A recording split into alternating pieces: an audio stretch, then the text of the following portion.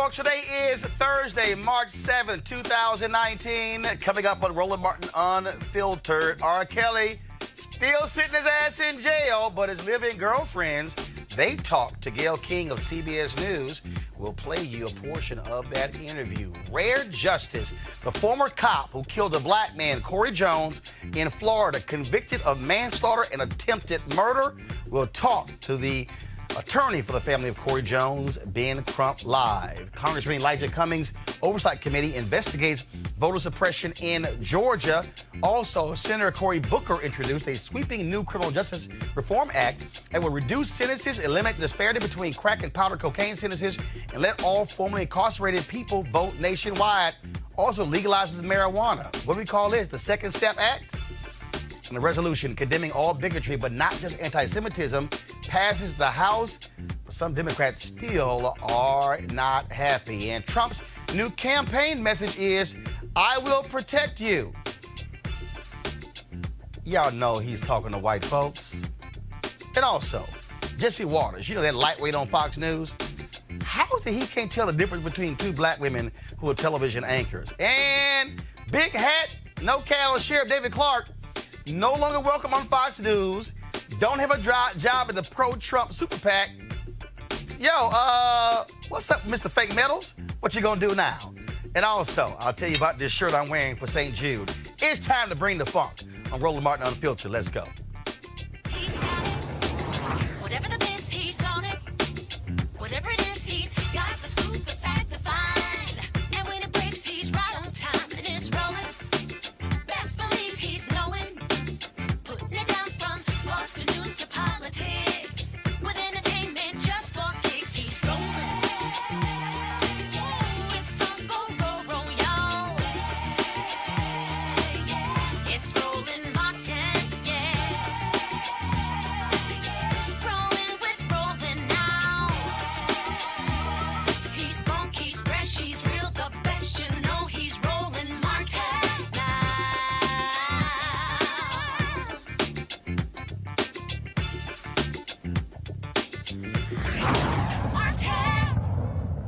All right, folks, R. Kelly is still in jail in Chicago. He has not yet paid off the remaining child support he owes, about $100,000. This morning, Gayle King of CBS News aired her interview with two of the women. Remember, the family members have been fighting to see them. They have not talked to them in quite a very long time. Joycelyn Savage, she's 23.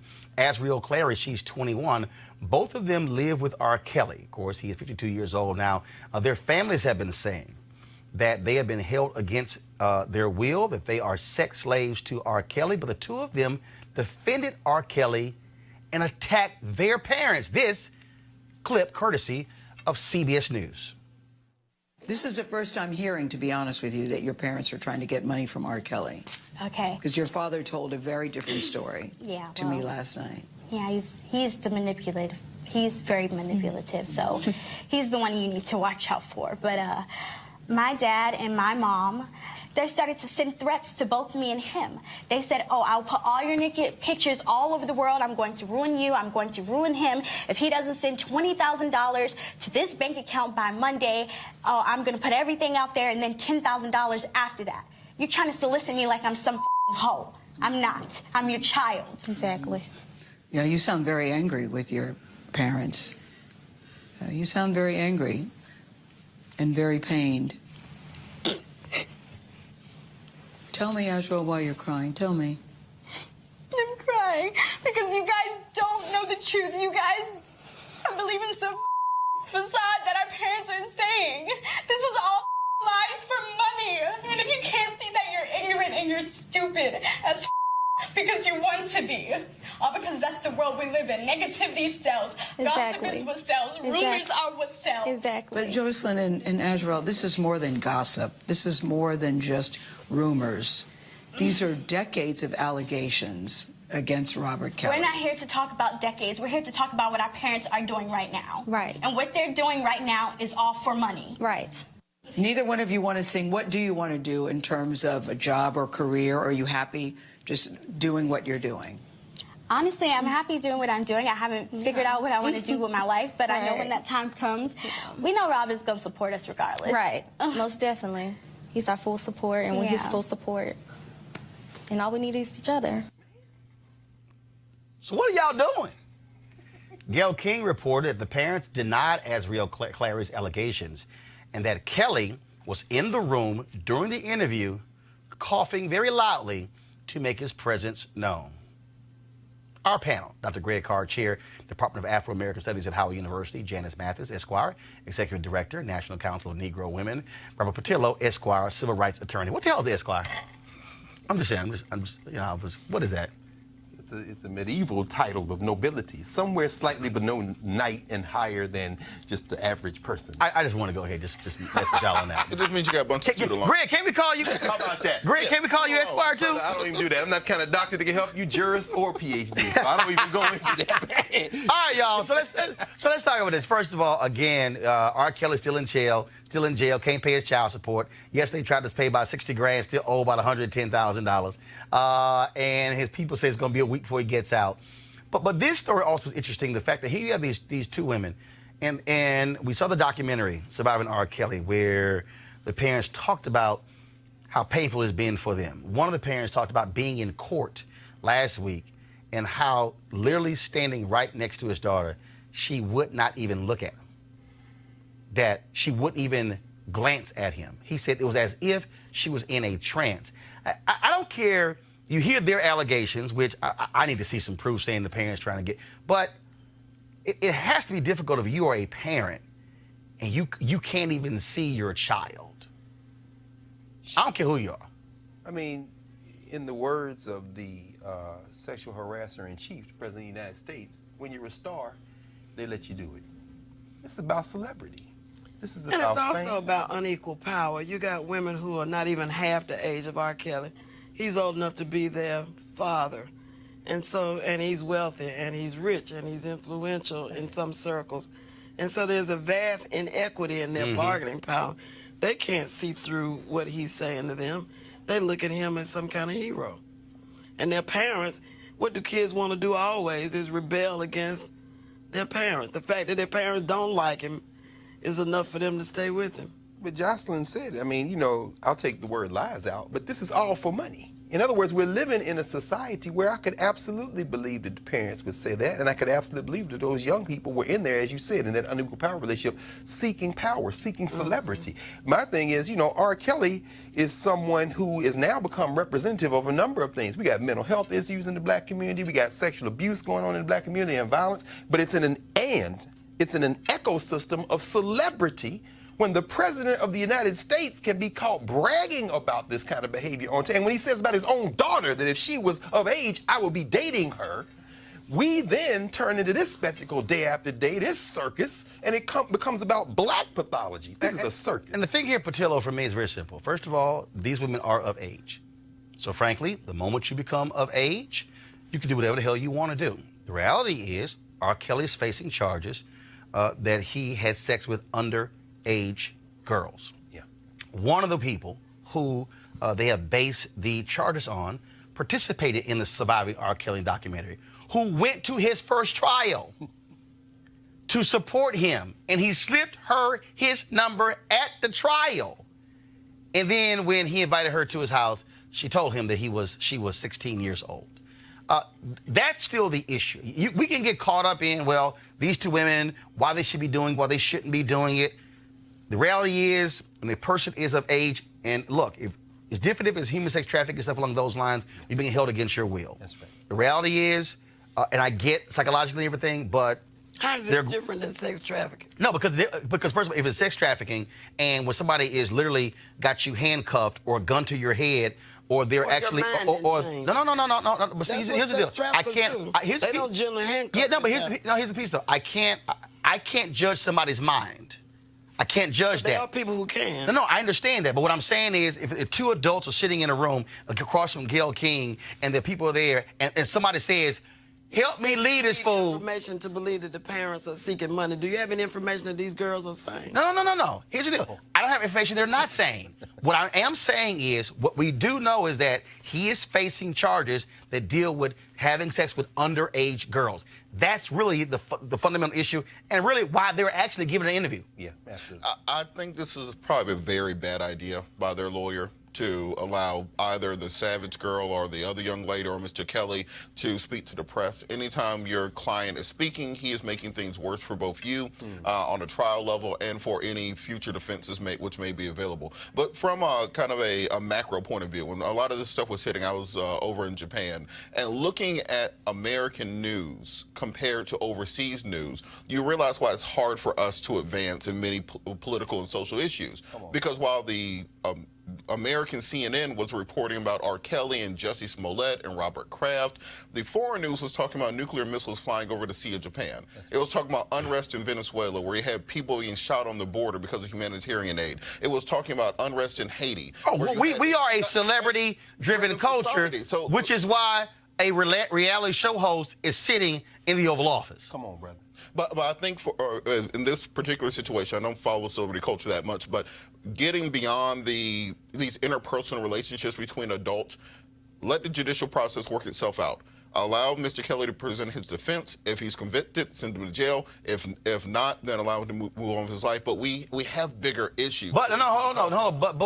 But to Janice's point, we do have to deal with the reality that because it is swept under the rug, the issue of human sex trafficking, the issue of grown men sleeping with underage girls is a fundamental issue, because I can take this and go, okay, move it aside, Catholic Church. Come on, brother. I can take Catholic Church and go to the Houston Chronicle expose of the Southern Baptist Convention, literally ignoring 700 or so preachers and ministers who sexually abuse people. I can go to Hollywood. That's right. You have Bryan Singer, who is losing movies because the allegations of him having sex with underage boys. And so, look, the Daily Beast just reported in open court where billionaire Jeffrey Epstein and attorney Alan Dershowitz were having sex with underage girls. And so we can take R. Kelly away, but we're still dealing with a problem, Janice, in American culture. Absolutely. We have commoditized sexual behavior. That's right. And we have glorified the pursuit of wealth by any means necessary. That's right. And if that's one thing that Mr. Trump represents, is that there's nothing that we won't do for money. That's right. 30 years ago, I spent a semester or two overseas studying, and the one thing I learned is that the world thought then, in the 70s, that Americans would sell their grandmama for enough money. No question. That our values are corrupted to that extent. Right. And it's only gotten worse in the sort of hyper media where you got 24/7 TV and you got to fill it up with something. And when you talk about, again, the issues that rarely get covered, I mean, I doubt very seriously you have these mainstream news shows talk about our next story, and that is the young man who was leaving choir rehearsal. Car breaks down, side of the road. After 2 o'clock in the morning, cop comes up, unmarked van. He ends up dead. That former cop, Palm Beach Gardens police officer, Numan Raja, found guilty today of attempted murder and manslaughter in the death of Cory Jones. As I said, Jones was in he was in a disabled car. He was waiting for roadside assistance. Raja rolls up, quick argument, fires, kills Jones. Joining us right now is Ben Crump. He is the family attorney for Cory Jones' family. Ben, describe for us the feeling of Cory Jones' family when they heard the jury say guilty. You know, Roland, it has been over 3 years since they have been fighting for justice. You know, we were on your show, and oftentimes things get swept under the rug. But his family, such a good family, such good character, they were relieved. They thanked God. They left the courtroom, and his entire family, went to the cemetery, and they visited with Cory at the graveyard. It was deep. And then we had a press conference, Roland, and we came after we were at the courthouse with all of the media there. And his sister, who is practically 9 months pregnant, she's expected to have the baby now at any moment. She was asked, what is she planning on doing? And she said, having her boy child and telling him about who her Uncle Cory Jones was. And then she broke into song singing Victory Is Mine. And the whole family joined in, and it was a powerful moment because they are a deeply Christian family. Anquan Bolden, who played in the NFL, and Cory's brother, CJ, played in the NFL for 7 years. And so when you talk about Colin Kaepernick and what we take a knee for, nothing was more emblematic than that today. 3 years they've been fighting. So thank you, Roland, for being on the story when a lot of people forgot about it, and now everybody is trying to talk about it again. But we got to keep our stories alive because Cory was the best that we had to offer. Well, and that's the point, Ben. I mean, the reality is we can go a number of cases. We could talk about when those black women were raped by the cop in Holtzclaw in Oklahoma City. Frankly, look, mainstream media, they ignored it, didn't cover the trial. We kept covering it every single day. This is also why I keep telling people why they got to help us keep this show, Roland Martin Unfiltered, on the air, because there's no other show in America that daily that is talking about black folks, talking to black people and our issues. And when you talk about this trial here, I mean, it was just undeniable. First of all, we're going to play right now, folks. This is the cops debriefing Numan Raja after he killed Cory Jones. I thought it was a disabled vehicle on the side of the road or an abandoned vehicle. So I saw this vehicle and everything, and I was like, okay, I've got this vehicle on the side of the road, and, you know, I'm going to check out with it, make sure everything's okay. I didn't think there was anybody in there, and as I got close to the vehicle, and the door swung open, and this guy jumps up, and I immediately got out of the van, and he's like, I'm okay, man. And at which point I said, hey, man, police, can I help you? And the second I said police, he jumped back, and I clearly remember him drawing and pointing a gun at me. I saw that silver muzzle, and he had, I can swear on this, he had a Laser Max laser in the guide rod in the gun, and I saw that red light of that Laser Max flashing at me, and I immediately just shouted, drop the gun, and sorry. Let's do this. Take a deep breath. I remember pulling the trigger, I think 2 to 3 times. Now, then, of course, Ben Crump, we're about to play this second video. They're going to have you comment. Folks, this is the audio of Cory Jones on the phone with roadside assistance proving everything you just heard was a damn lie. Is there any buildings, landmarks, anything like that that I could use to pinpoint your address?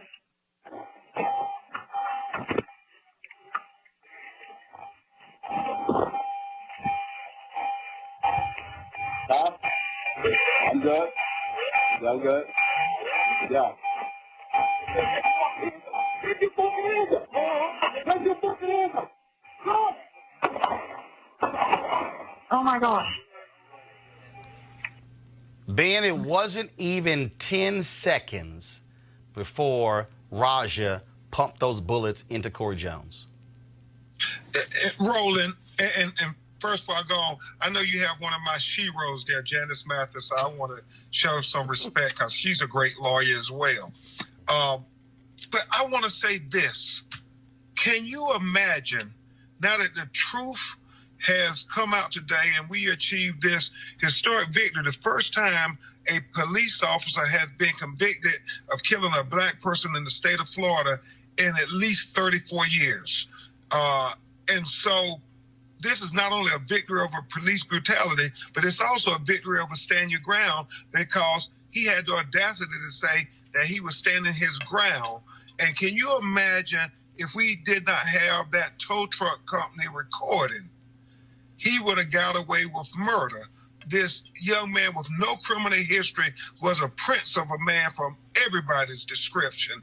But it makes me wonder, Roland Martin, how many other black men have been killed in America by police officers and they lied and got away with murder because there was no audio recording or no video recording of it. Right. And absolutely, of course, then, you know, we all thought after Rodney King, video is going to make the difference. But the reality is we have seen numerous cases where we have video. You just had, of course, the Department of Justice refuse to file civil rights charges against the woman who killed Terrence Crutcher. We had the video of him with his hands up, with him walking slowly, and no other cop firing their gun except her.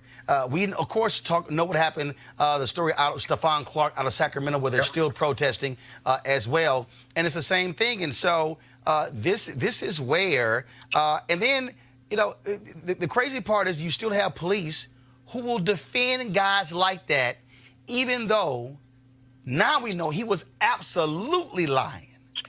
Absolutely.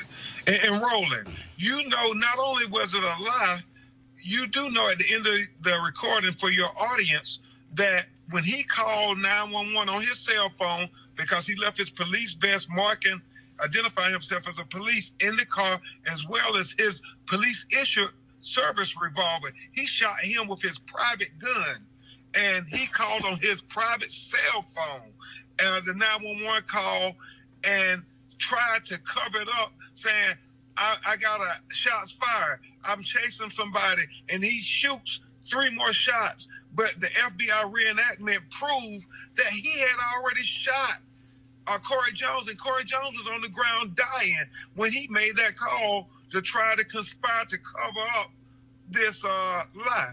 And it's just one of those situations where today, if the Instagram feed has over 1 million views on it, if you look at Cory Jones' family, I mean, such a good family. And it goes for the notion, Roland Martin, that any of us are targets. Mm-hmm. You know, they like to say, just, they got to be thugs or nefarious. That don't happen to good people.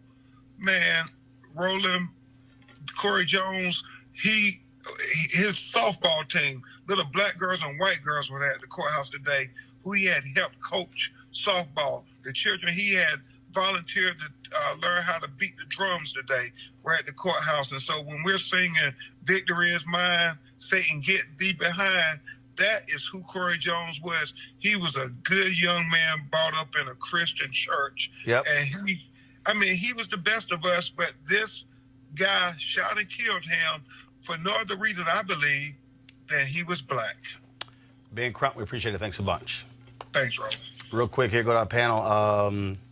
First of all, thank goodness this jury returned a guilty verdict. I mean, it is rare to have a former cop found guilty of killing, not just anybody, but definitely killing somebody black.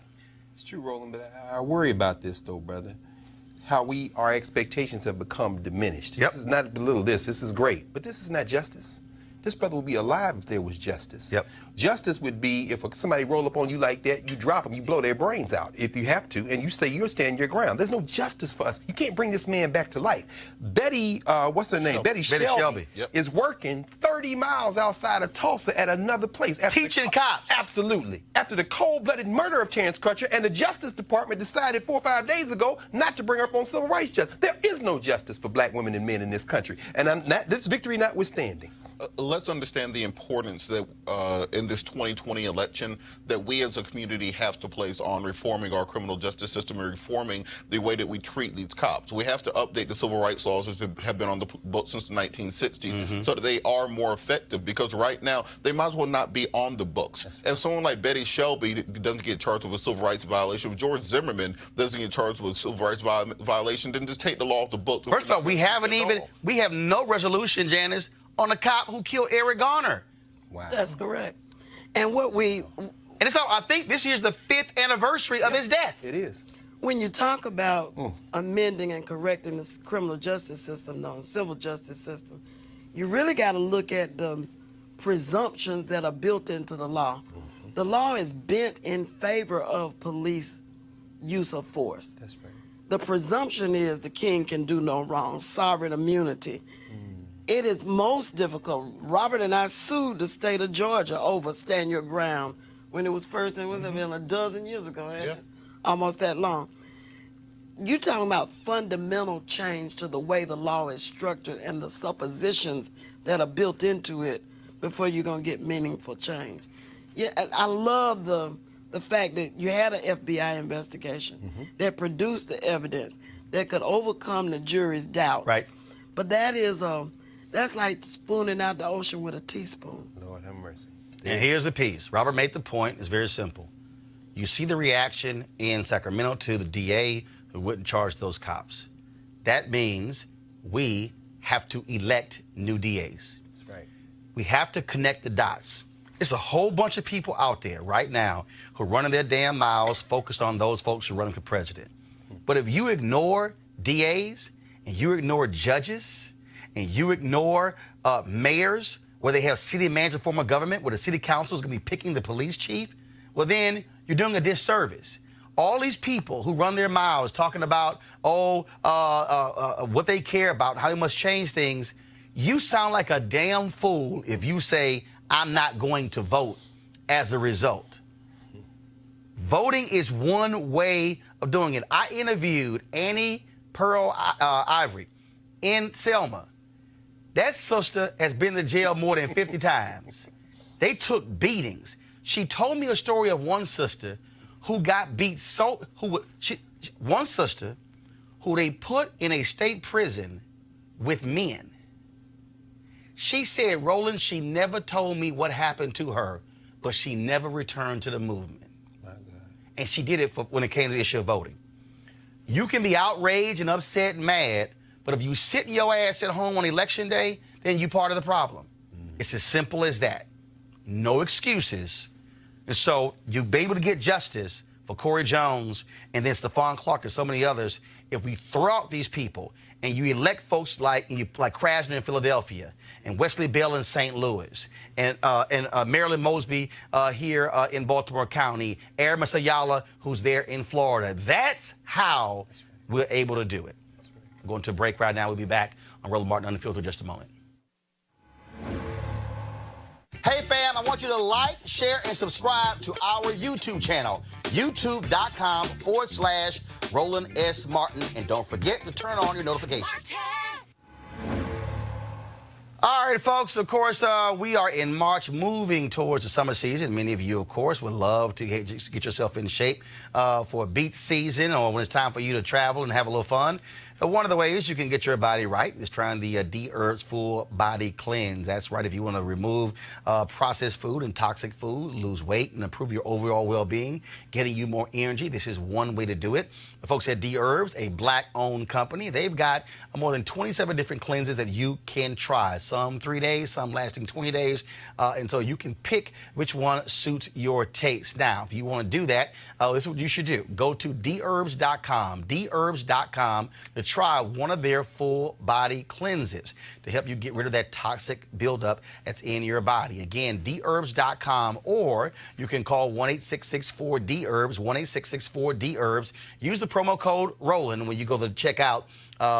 So again, the promo code is Roland. It is all about, folks, us trying to get ourselves healthy and well. This is one way for you to do it. I've tried their cleanse 3 different occasions, and so had no issues, no problems whatsoever. The last time, lost 18 pounds, and it's a matter of changing your mindset when it comes to the issue of food. So again, go to dherbs.com or call 1-866-4-DHERBS, 1-866-4-DHERBS, and we thank the folks at D-Herbs, A.D. Dolphin, for being a partner with Roland Martin Unfiltered. Hey fam, want to check out Roland Martin Unfiltered, the blackest show on all of digital, cable, and broadcast. Check out our audio podcast. There's only one daily digital show out here that keeps it black and keep it real. It's Roland Martin Unfiltered. Press play.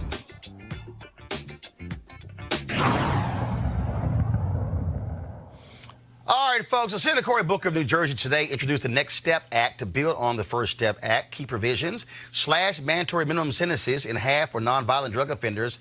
Longest mandatory sentences will be 10 years instead of 20 years. Completely eliminate the discrepancy between crack and powder cocaine sentences. Reinstate voting rights to former felons nationwide. Legalize marijuana nationwide. Expunge criminal records for those charged with marijuana possession.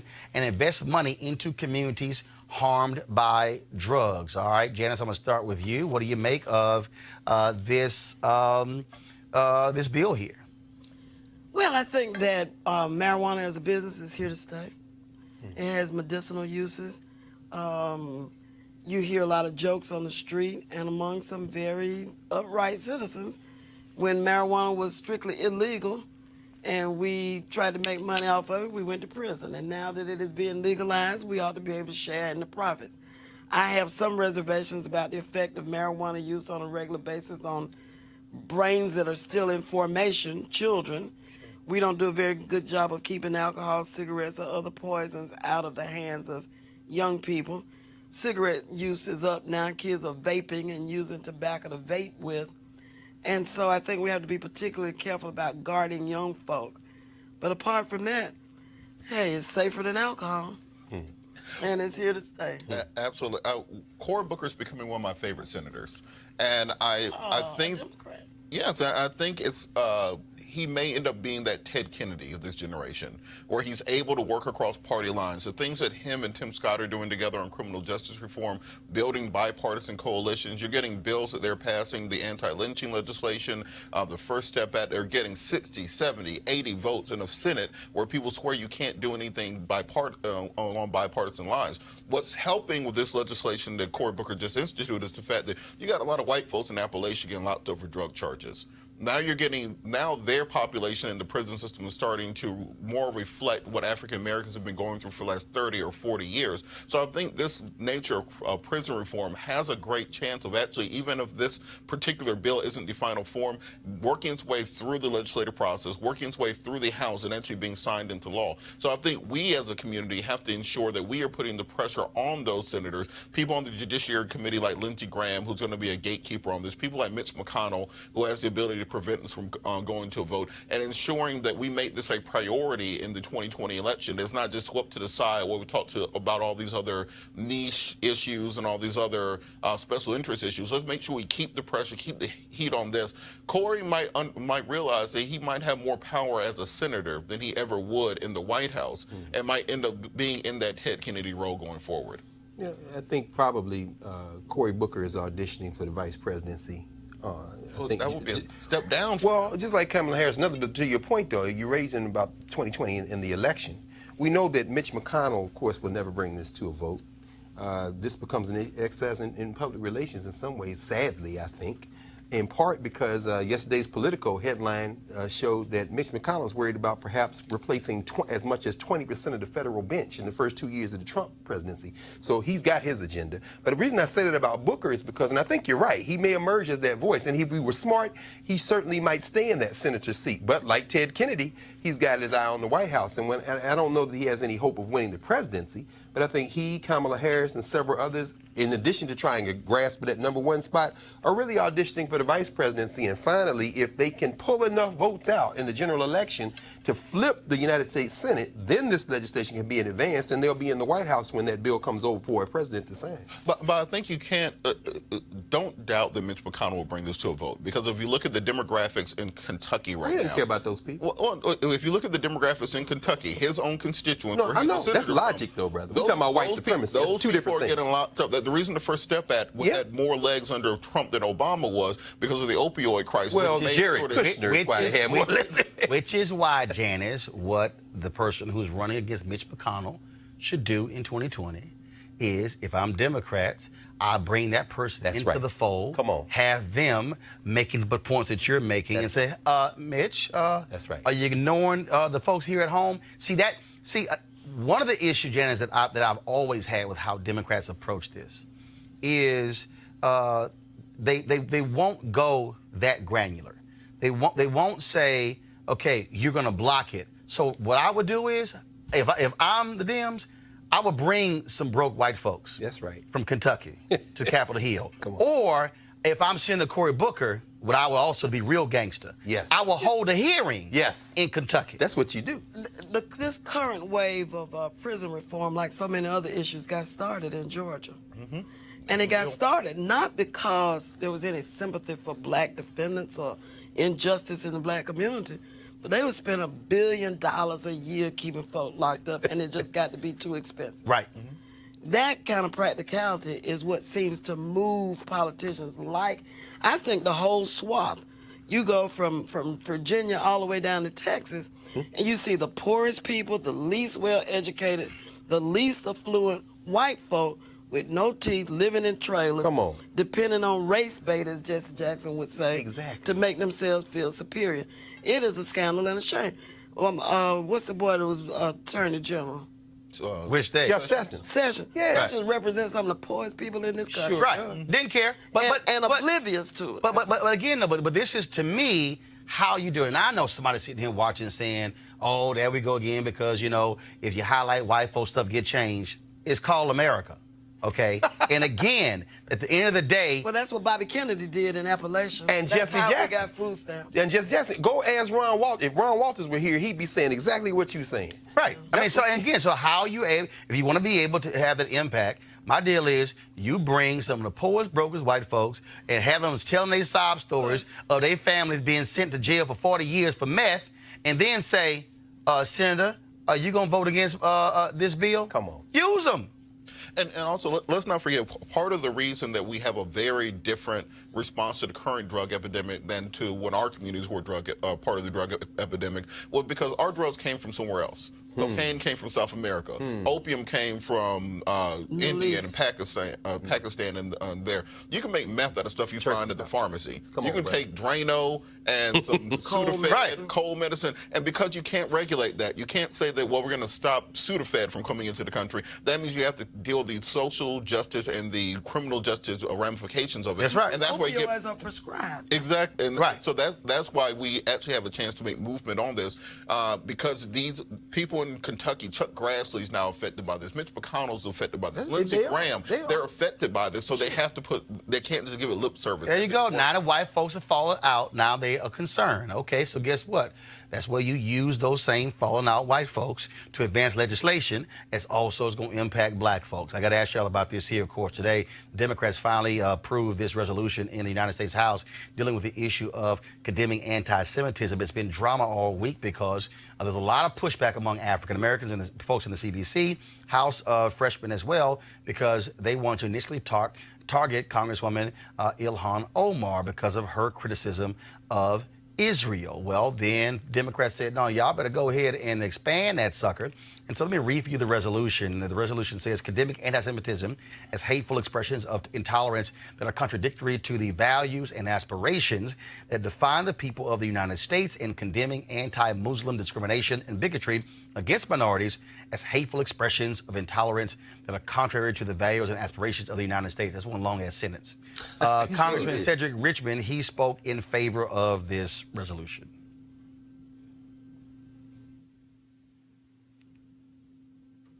Okay. All right, folks. Now, the resolution did not name Ilhan Omar, but it did cite the dual loyalty anti-Semitic trope, now which condemns all forms of bigotry. Now, again, passed the House today. All Dems voted for it. 26 Republicans voted against. And, of course, Steve King, the white supremacist, who is still in the House, he voted present. Janice, this thing was drama here because you had Democrats who are Jewish who said it needed to be passed. You had some Democrats who also are Jewish who were saying, I didn't see what she said as being anti-Semitic. We discussed this in depth a couple of days ago, that really what we're dealing with here is that any time there's any criticism of Israel, somebody is slapped down as saying, you're being anti-Semitic, when her point really was, I have to have loyalty to this country and not a foreign country. What do you make of the drama here with Democrats and what they had to deal with to actually get this passed? I think it's time to coin a new phrase. not anti-Semitic, but anti-Palestinian. Right. All of this drama about anti-Semitism, and I'm not saying that anti-Semitism is not real. And it is that real. It should not be condemned. But I'm saying the real issue is, when are the Palestinians going to get a homeland? When are we going to stop arming Israel to suppress people who look, frankly, like we do? That has been an abiding. Now we have an embassy in Jerusalem, sponsored by. I was on the Hill the day Netanyahu came to gloat over Barack Obama. We are wrong on the Palestinian question. There is no equity, no justice. You think there's no justice in Alabama? You try justice in Palestine. People are cordoned off, can't get to work, have to have passes in order to move from one place to another. Simple apartheid. And yet, we want to get caught up in debates about who's an anti-Semite. There are many Jewish people who think that our policy on Palestine is wrong. Yes. This is not a Jewish, anti-Jewish issue. No. This is an issue about simple justice. Robert? Well, Janice has been waiting on me to criticize the Democratic Party all day. This is that moment. Because I think we all get sick and tired of the weakness of the Democratic Party. We get sick and tired of... This is an occasion. This is one of those occasions where you have a situation old enough to know what the Democratic Party... where Ms. Omar, all she said was, AIPAC, the American Israeli Political Action Committee, has too much power over American politics. When Barack Obama leaves office, he sends money to Israel. When Donald Trump gets in office, he sends money to Israel. We have politicians who have more of an allegiance and pledge more to AIPAC, not to Israel, not to the Jewish community, to AIPAC than any other group in America. And we have to at least speak on that, monitor that, and determine why we're sending billions of dollars to Israel every year when they were just charged by the United Nations with committing war crimes for targeting and sniping children at the wall. We have to talk about the fact we're sending Israel billions of dollars while Netanyahu is currently under indictment for bribery and corruption. We have to talk about the tens of billions of dollars we send Israel while they are deporting African Jews from Israel right now, while they have forced sterilization programs against Africans in Israel right now. And the fact you can't talk about that without being labeled an anti-Semite is the reason I think this resolution is weak. When they say this is contrary to American values, this is exactly American values. This is what America was built on, this idea of having apartheid in a nation by treating people differently based on the color of their skin, particularly African people. And that's what Israel is doing right now, being subsidized by American taxpayers. And until we can have an honest conversation about that, that policy is not going to change. That's right. And conservatives are not going to bite you to nothing now. Right. Go ahead. No. And Jazz is not wrong with this when you talk about, what this is and isn't about. Certainly not about anti-Semitism in many ways, because the evangelical Christian right that supports Donald Trump, who has said some of the most virulent, quote-unquote, anti-Jewish, anti-Semitic things, has no problem with funding Israel because it fits their maniacal notion of whatever the second coming is going to be and the rapture. Funding Israel. If they're our bulwark against whatever we're scared of in the Middle East, fund them. But make them sit down and come to the table. Sure. Since we have power over them, we expect the Chinese to have power over I agree. We ought to bring them to the table and make them sit down and come up with a plan. Well, and let's just be honest. Your point at least get our money's worth. Your point about the Palestinians, the problem is, if I go into a negotiation, so if I went to a negotiation and if I'm negotiating with the three of y'all and I know that two of you are already aligned, that ain't a fair negotiation. Because I'm sitting here going, well, if it's going to take 2 out of the 3 votes and 2 already aligned, hell, I'm going to have a tough time trying to win that vote. That's right. It's hard for us to actually broker peace in the Middle East when people who support Palestinians believe going in, the deck has already been set. It is against them. And that's part of the deal here. That's right. The reason you had Netanyahu, let's put it on the line. I believe Netanyahu did not like Obama because Netanyahu in his mind was saying he Muslim. Oh, no, he's a racist. That's what he was thinking. Of course. And so all this deal, chilly relationship between Israel and Obama, no. Israelis had no issue with Obama. Yeah. You look at the polls, they had no issue. But it was, how dare you even give them any consideration or level of humanity. Right. Well, to Robert's point, though, he's also a racist. The treatment of the black Jews, the Ethiopian Jews in Israel, is evidence of the deep-seated racism in Israel. One, as Janice said, that all the Jews do not support. I mean, all the Israelis, rather, don't support. But this is something I want to talk about, this domestic. All the Jews in this country don't support that. opposition Right, on that's right. that. But what I find interesting, look at these women who have come into Congress. This in this freshman class. You got Lauren Underwood out of Illinois. You have Johanna Hayes, Teacher of the Year in Connecticut, now out of Connecticut. They're approaching this in a kind of a different kind of way. And they ain't scared. No, they're not. No, but this is what I'm saying. I believe these sisters are coordinating in a lot of ways because you have on the other side. Oh, they are. AOC, Afro-Latina, I call her, out of New York. And then you have the two Muslims, to your point. Rashida Tlaib out of John Conyers' seat in Michigan, and this young Somali sister out of Minnesota. Right. When they come for them, what they don't understand is. Precisely. There's one way to understand this. This resolution today could be read as a victory. Before those sisters came into Congress with this new wave, they wouldn't even brought this conversation up. They have moved the needle. And what happened was the Dems thought we were going to move on this. Right. Because the Democrats' deal is, okay, let's take this criticism away from the Republicans. We're going to move on. They were like, oh, no, hold up. Because this is also where, for the folks who are critical, the power of the Congressional Black Caucus. No question. By having 55 members, the largest caucus, you can't do jack without the CBC.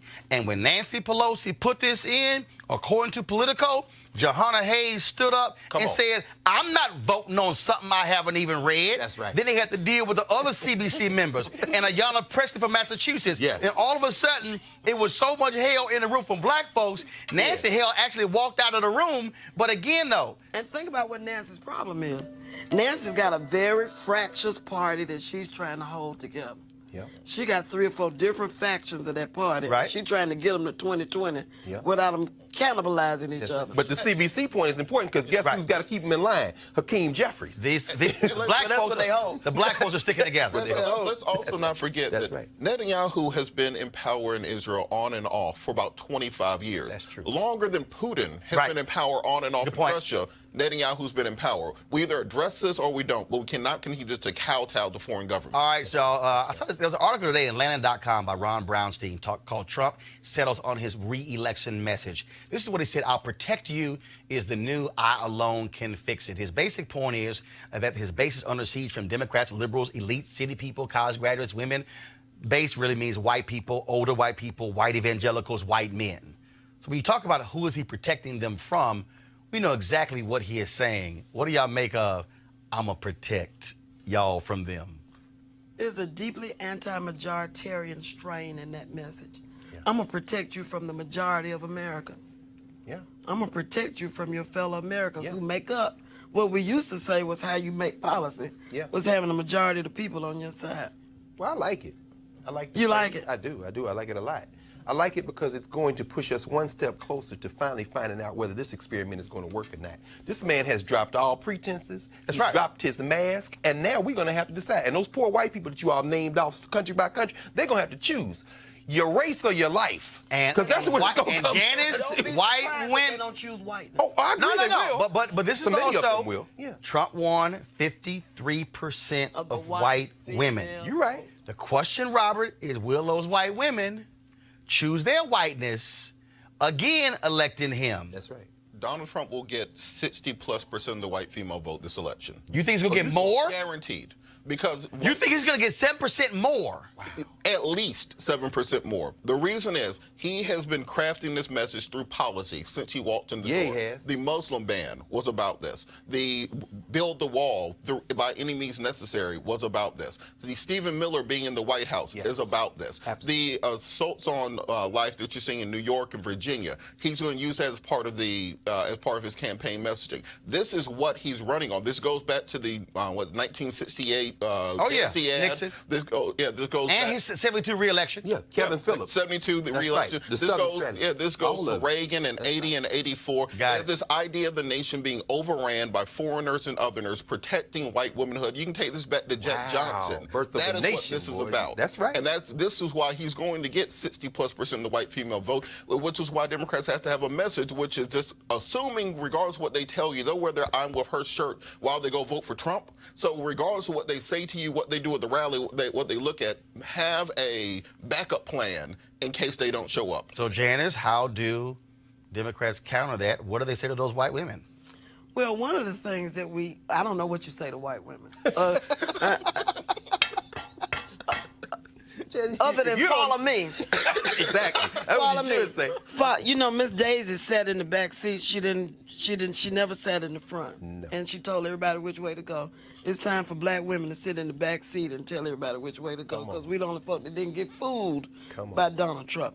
But now what I think we do is there's some hashtag we tried to tell you. Go ahead. Experiments going on with lowering the voting age. Diana Presley. You can get married at 16. You can have sex at 16 without permission from your parents. You can get a job at 16. You can get a driver's license at 16. You can drop out of school at 16. You ought to be able to vote at 16. That would temporarily solve our demographic problem. But you see what McConnell did, and they asked him, why won't you put this House bill on it? Oh, no, because I get to choose. The back of Mitch McConnell, the political back of Mitch McConnell, must be broken before any of this. And the place to do it is in Kentucky. I agree. There you go. With that strategy Roland said. All right, folks. An unidentified young black girl body was found in a duffel bag in Hacienda Heights, a suburb in Los Angeles County yesterday. This is a photo of her. L.A. County Sheriff Department believes that she was left there at some point Sunday evening. She's believed to be between the ages of 8 and 13 years old. Investigators say there were no signs of trauma found on her body. Anyone with information pertaining to the case is encouraged to contact Los Angeles County Sheriff's Department at 323-890-5500, 323-890-5500. If you want to remain anonymous, you are encouraged to contact Crime Stoppers at 800-222-TIPS, 800-222-TIPS. All right, folks, going to a break. When we come back, I got something to say about Sheriff Clarke. This is Roland Martin Unfiltered. Go around.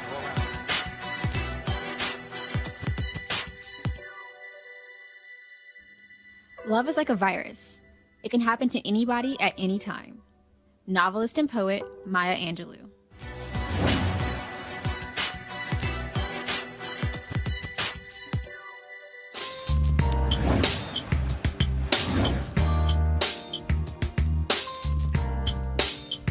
All right, y'all. HBCU Giving Day. Our school is Lawson State Community College, founded in 1949, located in Birmingham, Alabama. Notable graduates include Johnny High, Mikhail Gladness, and Cody Clarke. You can go to lawsonstate.edu, lawsonstate.edu, to support them. All right, folks, calling all HBCU alumni, students, and leaders, enter the Ford Motor Company HBCU Mobility Challenge and win $25,000 for your school.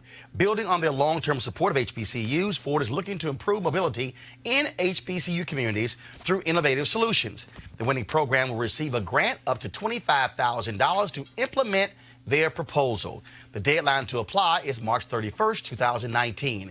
Go to this site, FGB.Life, FGB.Life, for more information and to apply. Ford goes further in our community, and we thank them for being a partner here at Roland Martin Unfiltered. All right, folks. So let's go ahead and talk about crazy white folks. Okay, well, actually, no, we're going to talk about crazy white folks. Okay, so Jesse Waters is one of them, works at Fox News. He cannot tell the difference between two black women. They were talking the other day about Gayle King's interview with R. Kelly. This fool said this. I agree. Hats off to Gayle King for totally redeeming herself after the Smollett fiasco. Oh. Jedediah, you know... That was not Gayle King. Oh, I knew that. Robin Roberts did the Smollett Robin Roberts. Yeah. Jedediah, one of the things that I think lots of people Sorry for Robin Roberts out there. Go right ahead, Jesse. It's cool. I apologize. It's cool. Go to them. Go to them. What was Wine Williams doing Negro-splaining? It's cool. It's cool. It's cool. Be quiet, Wine. Just sit there and be quiet. Let the man take an L. Well, I think it might be because they put a different blonde woman next to Juan every day. Oh, and he can't tell them apart either. Juan can't tell them apart either. I don't quite understand. I don't understand it. All right, y'all, let me talk about this next story here. Y'all know Sheriff David Clarke used to be a sheriff in Milwaukee County, Wisconsin. The one who was so scared he was going to get his ass whooped in re-election that he chose not to run. Then he thought he was going to get appointed to several positions in the Trump administration, and he kept getting blocked because he ignorant. The same one with them fake-ass medals he's always wearing on his shirt. You know, probably, remember the scene from I'm Gonna Get You, Sucker? I won this one for typing. Yep. I won this one for shorthand, and that's Sheriff David Clarke. Well, here's the deal. The Daily Beast is reporting that he ain't been on Fox News in like a year. An insider said his comments kept getting so crazy, they finally said, yo, that's it. Let me explain something, y'all. If Fox News say your ass too crazy, for them, your ass is crazy. That's David Clarke. But not only that, he ain't even got his other job, okay? He was a commentator with the Trump super PAC, America First Action. Now, I remember I used to get the emails from the publicists saying, hey, Sheriff Clarke is available to come on. I ain't got one in a while. I'm going to look up in a second and see when last time I got one. And part of the deal, he was getting paid for that because so he could go on television and tout Trump. Well, hell, if Fox News say your ass can't come on and you don't get on Fox Business, we know MSNBC ain't going to call that fool. CNN might call him. But the reality is he ain't getting booked. Now, also, tried to invite him here, but then he got scared. He didn't want to come. Then the little punk ass blocked me on Twitter. But that's what was expected. But I mean, remember what you did to him that time on TV1? I'm just when saying. he was in the other studio. I'm just saying. Oh, Clarke is here. Tell him to come down here. And that was come on. so. I think that he had enough that day, man. He didn't want that smoke after that. Come on, Sheriff Clarke. Come on. You see that picture right here? Your ass all hat, no cattle. That's what it is. See, Robert, he don't really want to debate. See, he like Candace Clarke. He ain't really trying to come talk to black people. He really wants to be a black person talking to white people about black people, but they don't want to come talk to black people. Well, I think this is a perfect example of what I call the sizzle nature of political commentary now, which is that instead of having people who are competent, educated, experienced political strategist or analyst on, they'll find somebody they met off YouTube. Like, oh, that person has 2 million views on YouTube, so they clearly can come talk about politics. You look it up, they have like an associate's degree in art or something, and that's your political commentators. Now, we have to get back to having fact-based discussions, less based on sizzle and headlines, not based on getting social media views or going viral, but really deeply discussing issues in the African-American community and in America at large, where we can have a productive dialogue. Because, like I said, when you're looking at American news from overseas, we look like this is a nation in decline that's just about to collapse any day. Like and real simple, get things better. And Greg, for me, real simple. And I keep saying that I ain't afraid to debate nobody. Nobody.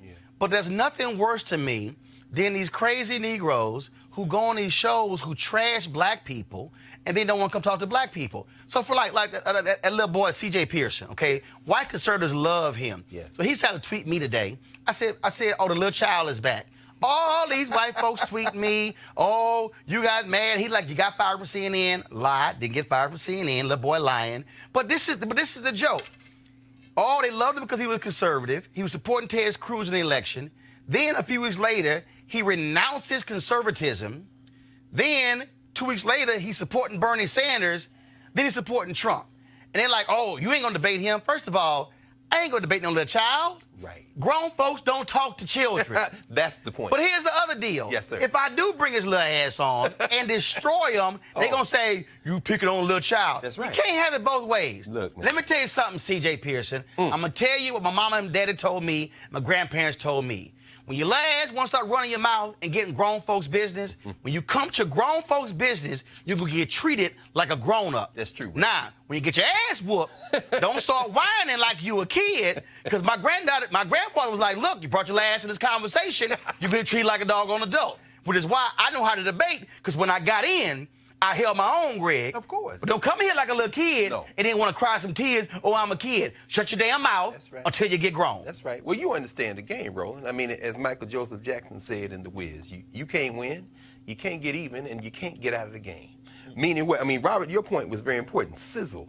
Could it be as simple as Sheriff Clarke is no longer has a sizzle, because Diamond and Silk, as you all took them apart last week at CPAC, they can put their coon show. Minstrel show. No question. No, coon not. Oh, I'm sorry. You're right. Coon is a bad word on the Roland Martin space. That's right. No racial minstrel slurs. Show. You're right. Minstrel show. You're absolutely right. The minstrel show. They can put their minstrel show. Y'all gonna get banned. No, I don't want to get banned, brother. That's right. I definitely don't want to get banned. Let me retract and say minstrel show. Absolutely right. In that context, though, to your point, Robert, They just don't. He doesn't have sizzle anymore. There was That's a it. time when he could come and flex his muscles. But don't mean nothing. Final comment before I go to my last thing. But on the CJ point, I think this is important to have young people involved in the political system. So let's put together a panel discussion with him and other people his age where they can discuss political issues going forward. Right. And maybe somebody can become enlightened by it. They can talk to each other. My point is, when you come on this show, yes, this is grown-ass people show. That's what this is. This ain't for children. I've had children on talking about children's stuff. Yeah. But what I'm saying is so, because when he goes sideways, I'm going to jack him. Then they're going to be crying, oh, you beating up on a kid. So, CJ, when your ass turn 18, then you can bring it. All right, y'all. I'm proud to wear this shirt right now. Hashtag this shirt saves lives. And it supports kids fighting cancer for St. Jude. My wife and I are 2 national ambassadors for St. Jude. And so we fully support them in what they do. And so they sent me this shirt. And Alicia, let me tell y'all something right now. So Alicia, I want to get this right. Because Alicia sent me this text. Alicia Matthews with St. Jude been bugging the hell out of me all week to take a photo with this shirt. I said, look, I'm going to wear the doggone shirt on the air. You'll get for the whole hour. Everybody going to see it. It's going to be on clips and everything like that. And so, again, we want y'all to join me in the movement and get your shirt as well. This shirt, saveslives.org. Right here. This shirt, saveslives.org. St. Jude, we're supporters of St. Jude because, again, every dollar that they raise goes to children who have cancer, and upwards of 40% of the kids who they treat with cancer are African American. St. Jude was the first hospital to come up with a cure for sickle cell anemia. It also was the first hospital in the South that actually admitted black folks as well. So they're located in Memphis. They do a great job. We've been huge supporters of them. Last year, we thank all of you. We had a matching program on Facebook when I played in their FedEx St. Jude Golf Classic. We raised more money than any other celebrity who was playing in the golf tournament. We exceeded $20,000. That was also matched by the folks at Facebook. And so, again, we want y'all to support this as well. And so, again, the hashtag is This Shirt Saves Lives. So this is the shirt right here. So go to the website, thisshirtsaveslives.org. And so thank you to Alicia. I told you I was going to wear it. Here you go. And all the folks at St. Jude, and to all those parents of kids with cancer at St. Jude's, look, we're praying for you, and we appreciate this hospital. Folks, they pay every single dime. Those parents don't have to pay for anything. That's why St. Jude's raises about $800 million a year, because the parents and those kids pay nothing. It's all about them trying to save the lives of children. All right, folks, I want to thank Janice Mathis, Robert, and Greg Carr for being our panelists today. I want to thank all of you for watching as well. You heard what Ben Crump said at the top of the show, that we covered that Cory Jones case from the beginning, and the other cases as well. Folks, a lot of you are watching on YouTube and Facebook and Periscope, and we certainly appreciate that. We also want you to support this show. We have sponsors, but that's not enough for us to cover what we do.